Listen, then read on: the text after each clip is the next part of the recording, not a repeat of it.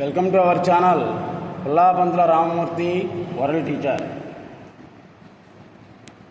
దళిత వర్గంలో పుట్టి ప్రపంచ ప్రసిద్ధి చెందినటువంటి కవీశ్వరుడు జాషువా గారు. ఆయన వినుకొండ ప్రాంతీయుడు కావడం అనేటువంటిది ఆ వినుకొండ ప్రాంతీయుల యొక్క అదృష్టమే. చాట్రగడ్డపాడు వినుకొండకి 1 కిలోమీటర్లో ఉన్నటువంటి చాట్రగడ్డపాడు ఆయన యొక్క స్వగ్రామం. ఆ కాలంలో ఆ కులంలో పుట్టినటువంటి వాళ్ళల్లో మాణిక్యం లాంటి వాడు గుర్రం జాషువా. తెరదోసి, గబ్బిలం, ముంతాజ్ మహల్ ఇటువంటివి ఎన్నో రాశారు. వాటిల్లో కొన్నిటిని గురించి మన రఘురామయ్య గారు, శివరామయ్య గారు వివరించి చెప్తున్నారు. ఆయనే శివరామయ్య గారు. చెప్పండి సార్. నమస్సభాయ్. శ్రీ గురుభ్యో నమః. ఎక్కడ పుట్టెదరో, ఎక్కడ పెరిగెదరో, తనువులెచ్చట విడిచెదరో ఒక్కొక్కరి జీవితము లక్కజముడు. వినుకొండ దగ్గరలో చాటగడ్డపాడు గ్రామంలో లింగమాంబ, వీరయ్య అనే పుణ్య దంపతులకు జన్మించి ఒక అసమానతలను ఎదుర్కొని సంస్కరణే చరమ లక్ష్యంగా పరిక్రమించిన వాడు గుర్రం జాషువా. కవిత్వము నుండి కర్మ సిద్ధాంతం వరకు, వినుకొండ నుండి వెండికొండ వరకు, నన్నయ్య నుండి వేమన వరకు, వివేకానందం నుండి వీరభోగ వసంతరాయల వరకు ప్రతి పద్యంలో జాషువా సాక్షాత్కరిస్తాడు. ఒక కష్టజీవిని గురించి రాయాలి అంటే ఒక అద్భుతంగా రాయగలిగినటువంటి గొప్ప కవి జాషువా. వాని రెక్కల కష్టము లేని నాడు సస్యరమ పండి పులకింప సంశయించు వాడు చెమటోడ్చి ప్రపంచమునకు భోజనము పెట్టు వానికి ముక్తి లేదు.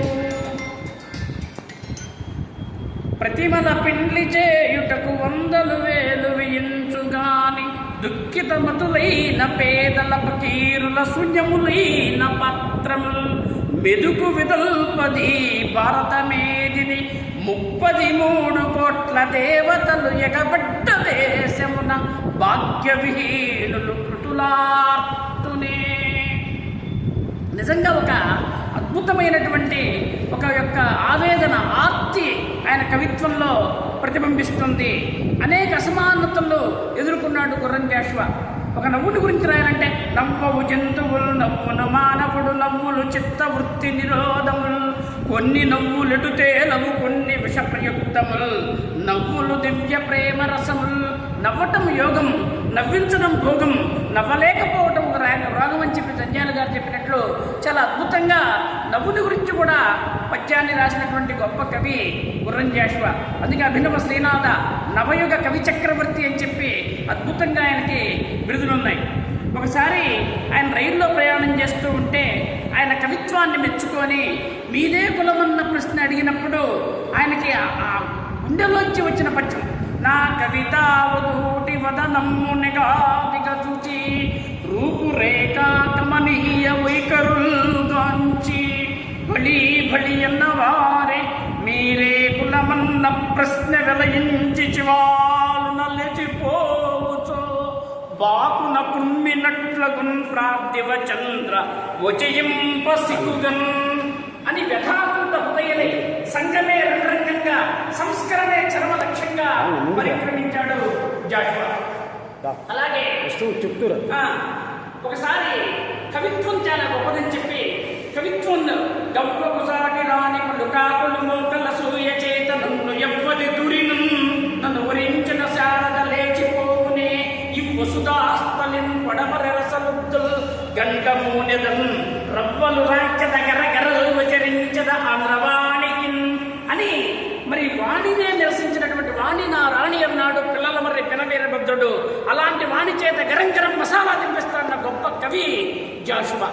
ఏ పద్యం తీసుకున్నావు శిశువుని గురించి పుట్టబోయడి పుల్లి బుజ్జాయి కోసమై కరుణశ్రీ గారు చెప్పినట్టు ఒక శిశువుని గురించి బొటవ్రేలముల్లోకముల్ చూచిలోన ఆనందపడు నొరులేని యోగి తల్లిదండ్రుల తను వల్లరీత్వైకి ఉన్నియన్ పెట్టు 9 నెలల పంట అమృతంబు విషమను వ్యత్యాసమిరుంగ ఆస్వాదింపజను వెర్రి బాగులాడు అనుభవించు కలది ఇనుమడించు మరందము జాలువారు చైతన్య ఫలంబు భాషరాదు వట్టి పలు మాత్రమే త్రాగు నిద్రపోవు లేచి నిలువలేడు ఎవరెరుంగరితనిది ఏ దేశము కాని మొన్న ఇలకు మొలచినాడు. ఒక శిశువుని గురించి అద్భుతంగా సృష్టించినటువంటి గొప్ప కవి. ఒక గిజిగాండు గురించి అందమున నీకు ఈడగు అందగాడు గృహ నిర్మాణంబున నిన్ను గులుచువాడు లేడురా గిజిగాడ మొనగాడ పోయి. ఒక ఏ తీసుకున్న నిరసన ఒక అద్భుతమైనటువంటి మరి అటువంటి గొప్ప కవి.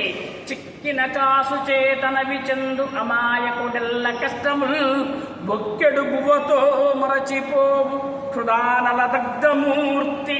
అలాంటి కవిత్వాన్ని ఒక నిజంగా హృదయానికి తాకేటట్టు ఆర్తితో ఆవేదనతో రాయగలిగినటువంటి గ్రప్పి.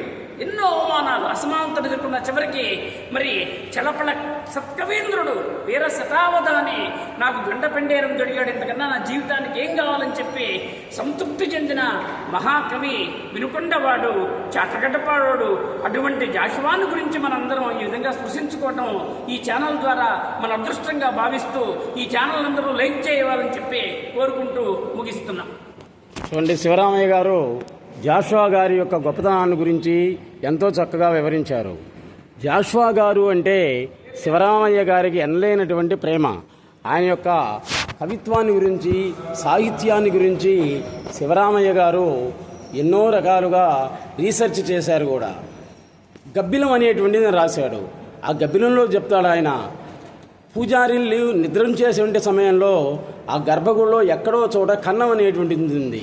ఆ కన్నం ద్వారా లోపలికి ప్రవేశించి నా బాధలన్నీ కూడా పరమేశ్వరుడు చెవులో వివరించి చెప్పు అని గబ్బిలాన్ని గురించి చెప్తాడు. గబ్బిలంలో ఉన్నటువంటి ఒక పద్యాన్ని గురువుగారు ఆలపించవలసిందిగా కోరుతున్నాను. గబ్బిలం సరే, గురువుగారు కొంచెం నీరసంగా ఉన్నారు. రేపు సత్య హరిశ్చంద్ర నాటకాన్ని గురించి వివరిస్తారు.